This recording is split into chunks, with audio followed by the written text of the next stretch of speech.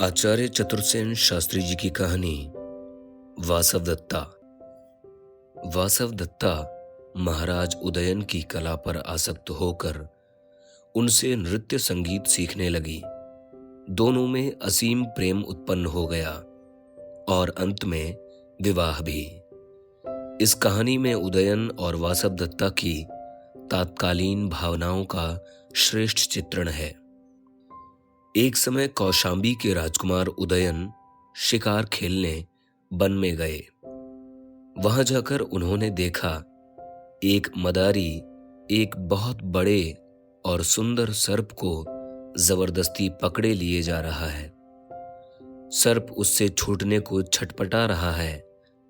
राजकुमार उदयन को सर्प पर बड़ी दया आई और उन्होंने पुकार कर मदारी से कहा, अरे हमारे कहने से सर्प को छोड़ दो।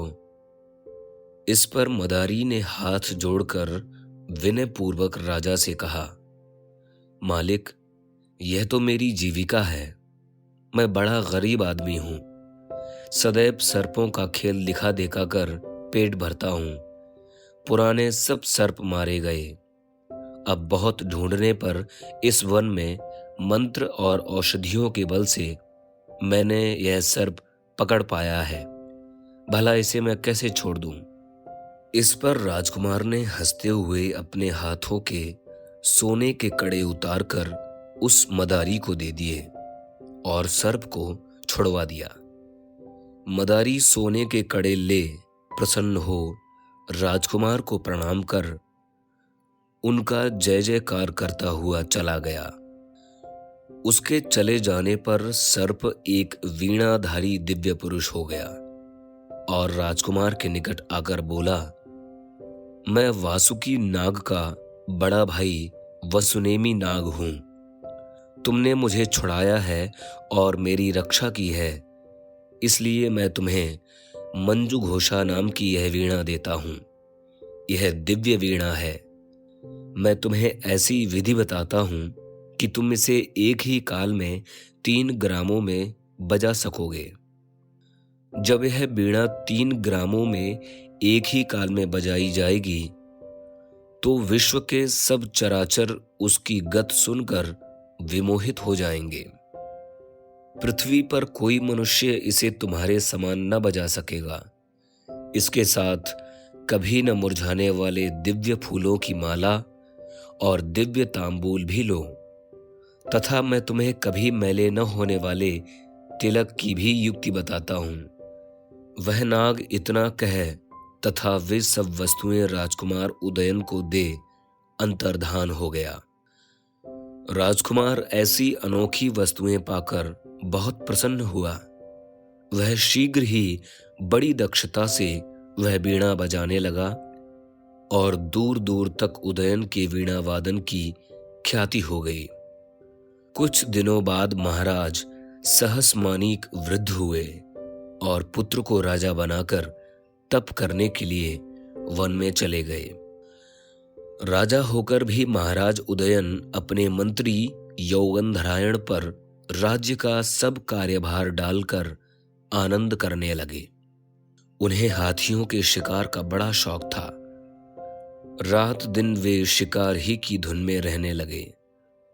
वासुकी नाग की दी हुई दिव्य वीणा वे रात दिन बजाया करते। वन में वीणा से वशीभूत हो हाथियों का झुंड उनके पास चला आता, जिन्हें बंधवाकर अपने मंत्रियों के पास भिजवाकर वे खूब प्रसन्न होते।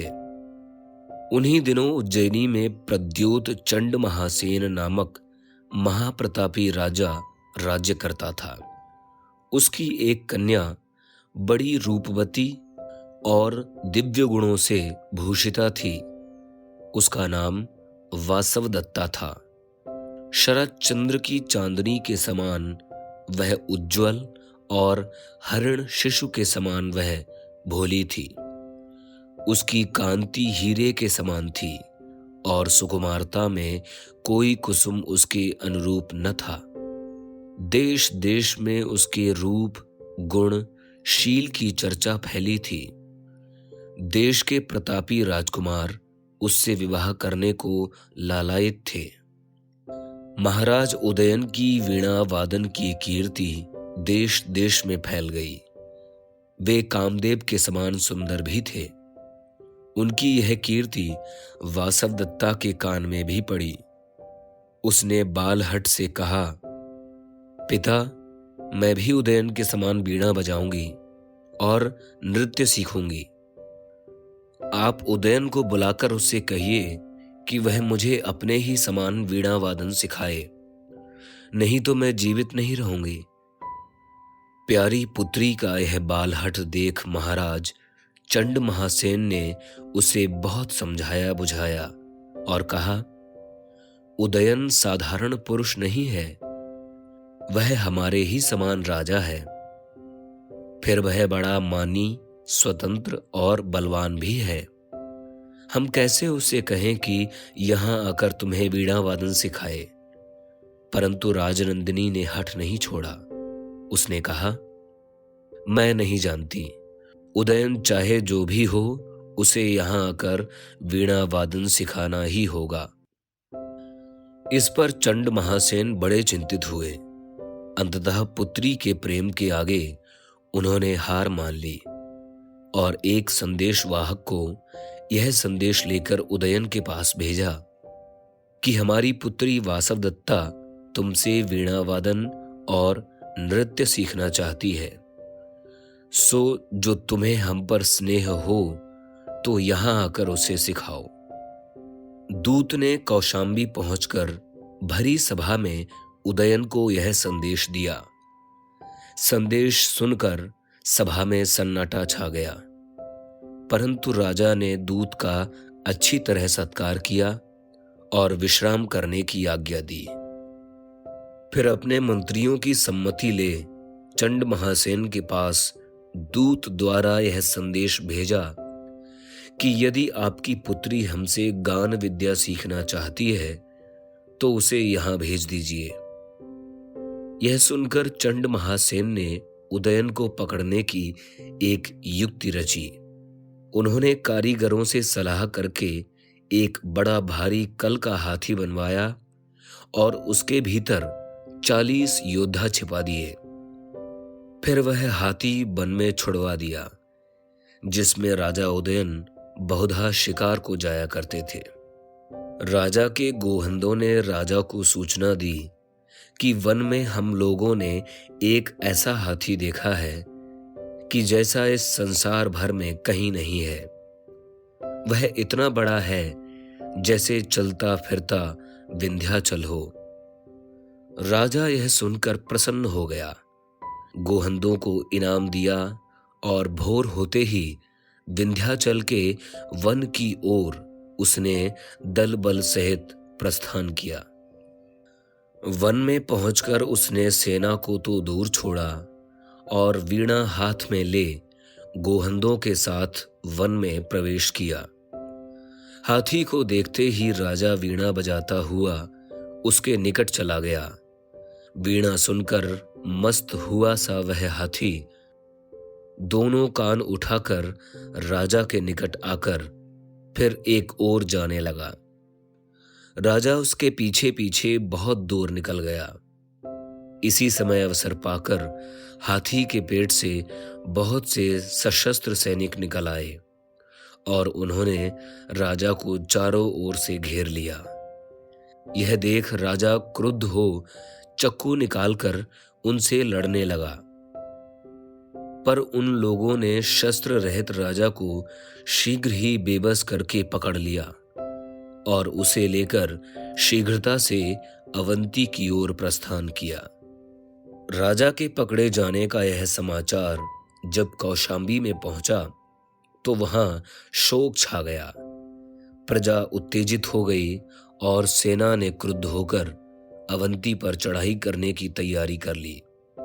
परंतु बुद्धिमान मंत्री रुमणमान ने सबको समझा बुझाकर ठंडा किया और कहा, यदि हम चढ़ाई करें और चंड महासेन हमारे महाराज को मार डालें तो बुरी बात होगी।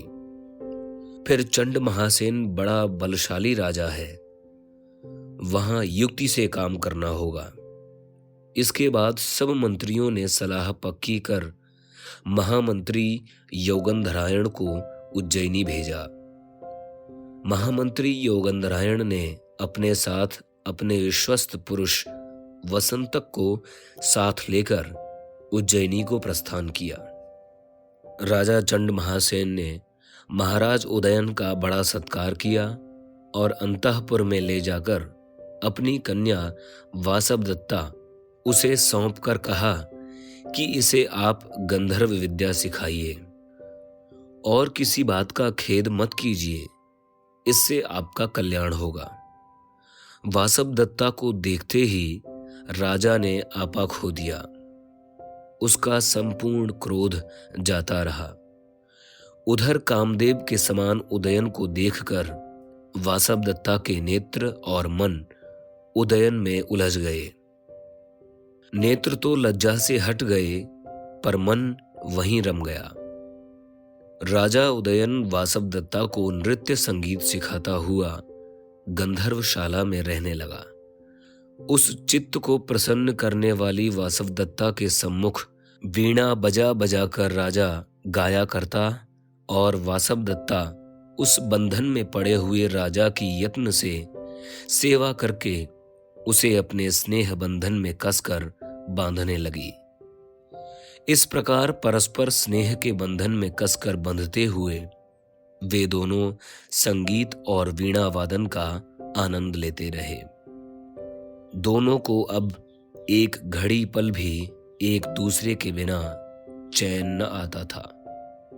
मंत्रीवर योगंधरायण बड़ी सावधानी से वसंतक के साथ विंध्याचल के वन में घुसा। वहां उदयन का मित्र म्लेच्छराज पुलिंदक रहता था। उससे उसने कहा, आप अपनी सेना समेत तैयार रहिए, हम राजा को छुड़ाकर इसी मार्ग से लौटेंगे।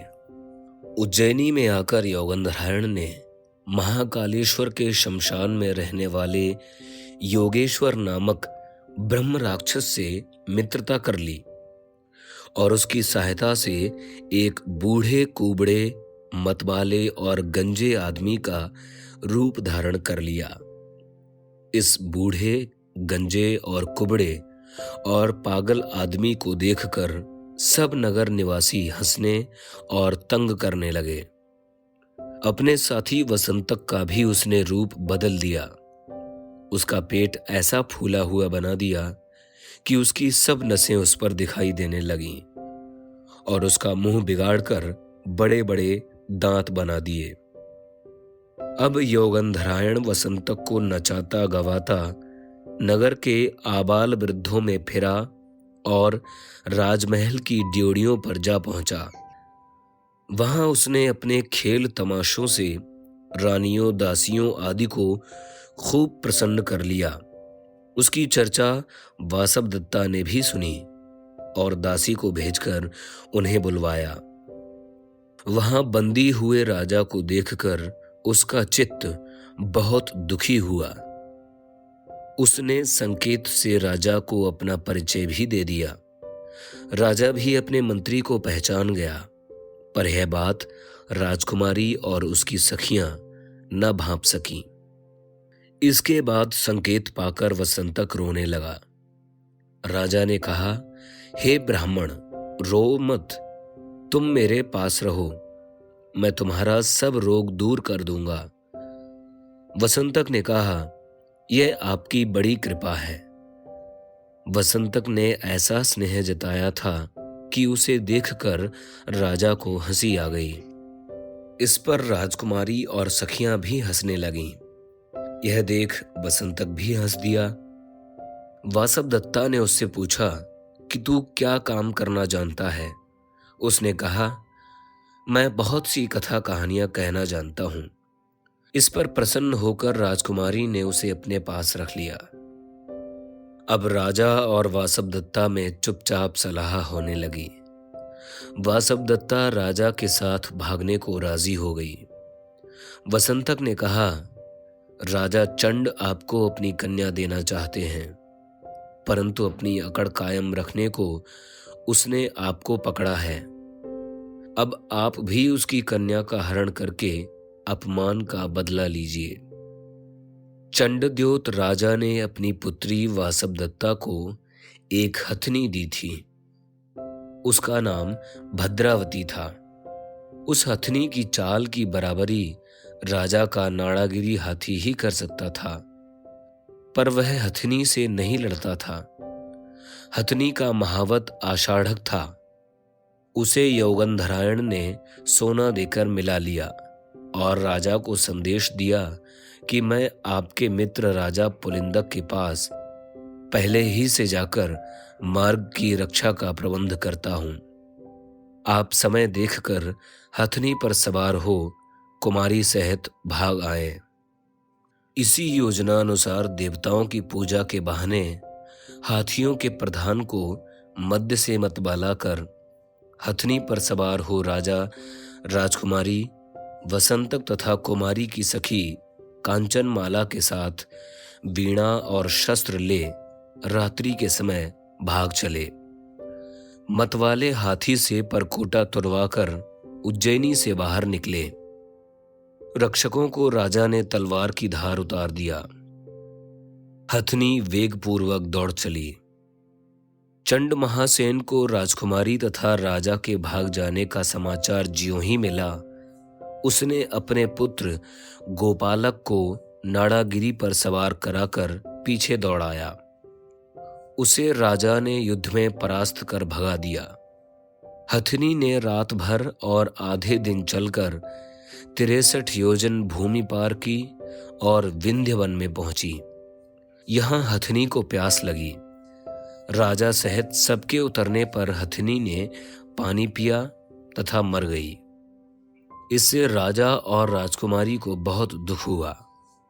उसने वसंतक को आगे अपने मित्र पुलिंदक को सूचना देने भेजा। पीछे धीरे धीरे राजकुमारी के साथ आगे चलने लगे। इस समय डाकुओं ने उन्हें घेर लिया। राजा ने धनुष बाण ले उनमें से अनेकों को मार डाला। इसी समय पुलिंदक और यौगंधरायण सेना सहित आ मिले। पुलिंदक राजा को अपने गांव में ले गया। वहां वन की कुशाओं से फटे पैर वाली वासवदत्ता और राजा रात भर रहे। प्रातःकाल मंत्री रोमणवान बहुत सी सेना लेकर ठाट बाट से राजा रानी की अगवानी को आया। यहीं शकदूत ने राजा को सूचना दी कि राजा चंड महासेन ने अपना दूत भेजा है।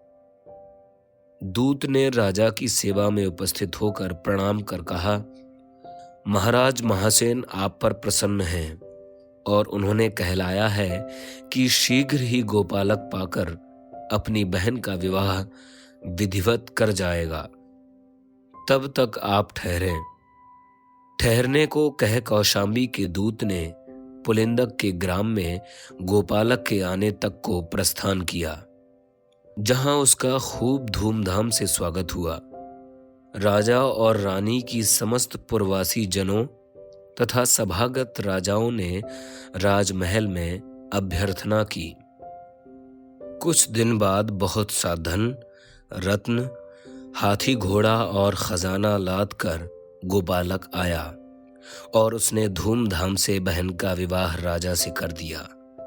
इससे उदयन की समृद्धि चौगुनी हो गई तथा वह अपनी प्रियतमा वासवदत्ता के साथ सुख से रहने लगा। आचार्य चतुरसेन शास्त्री जी की कहानी वासवदत्ता। कथावाचक निर्मल मिश्र।